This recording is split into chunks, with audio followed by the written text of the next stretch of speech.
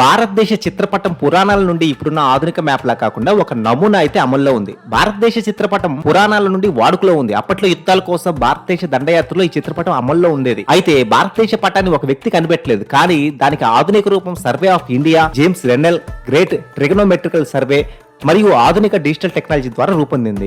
ఈ పటాలు భారతదేశ భౌగోళిక, రాజకీయ మరియు సాంస్కృతిక గుర్తింపును అర్థం చేసుకోవడానికి చాలా ముఖ్యమైనవని శాస్త్రాలు చెప్తున్నాయి. పురాణాలు భారతదేశాన్ని జంబుద్వీపంగా వర్ణించింది. ఇందులో హిమాలయాలు, నదులు, ఇతర భౌగోళిక లక్షణాల గురించి ప్రస్తావన కూడా ఉంది. 2వ శతాబ్దం అంటే గ్రీకు భౌగోళిక శాస్త్రవేత్త తన రచన జియోగ్రఫీలో భారతదేశం యొక్క పటాన్ని రూపొందించాడు. అయితే ఈ పటాలు ఆధునిక పటాలతో పోలిస్తే చాలా తక్కువగా ఉండేది, అంత ఖచ్చితంగా ఉండేవి కూడా కాదు. అయితే జేమ్స్ రెన్నెల్ 18వ శతాబ్దంలో బ్రిటిష్ భౌగోళిక శాస్త్రవేత్త సర్వే ఆఫ్ ఇండియా యొక్క మొదటి సర్వేయర్ జనరల్ గా నియమితుడై 1782లో భారతదేశం యొక్క మొదటి సమగ్ర పటాన్ని రూపొందించారు. ఈ పటం ఆ కాలంలో అత్యంత ఖచ్చితమైనదిగా పరిగణించబడింది. బ్రిటిష్ పరిపాలనకు ఇది ఉపయోగపడింది.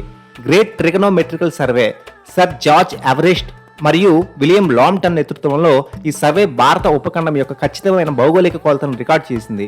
ఈ సర్వే ద్వారా హిమాలయాల ఎత్తు, నదులు, ఇతర భౌగోళిక లక్షణాలు ఖచ్చితంగా నమోదు చేయబడ్డాయి. ఈ సర్వే ఆధునిక భారత పటం యొక్క పునాదిగా నిలిచింది. 1947లో భారతదేశం స్వాతంత్రం సాధించిన తర్వాత ఈ సంస్థ భారతదేశ రాజకీయ మరియు భౌతిక పటాలను మార్పులు చేయడం కొనసాగిస్తూ వచ్చింది. 1950లో భారత రాజ్యాంగం అమలులోకి వచ్చిన తర్వాత రాష్ట్రాలు మరియు కేంద్రపాలిత ప్రాంతాల సరిహద్దులు పునర్వ్యవస్థీకరణ చేయబడ్డాయి. ఈ మార్పులను సర్వే ఆఫ్ ఇండియా తన పటాలను నమోదు చేసింది.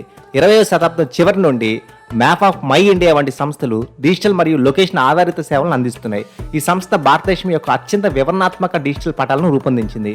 ఇవి నావిగేషన్, ఐఓటీ మరియు ఇతర అనువర్తనాలకు ఉపయోగపడుతూ ఉన్నాయి. ఈ షార్ట్ మీకు నచ్చినట్లయితే లైక్ చేయండి, కామెంట్ చేయండి, షేర్ చేయండి అండ్ సబ్స్క్రైబ్ చేసుకోవడం మర్చిపోకండి.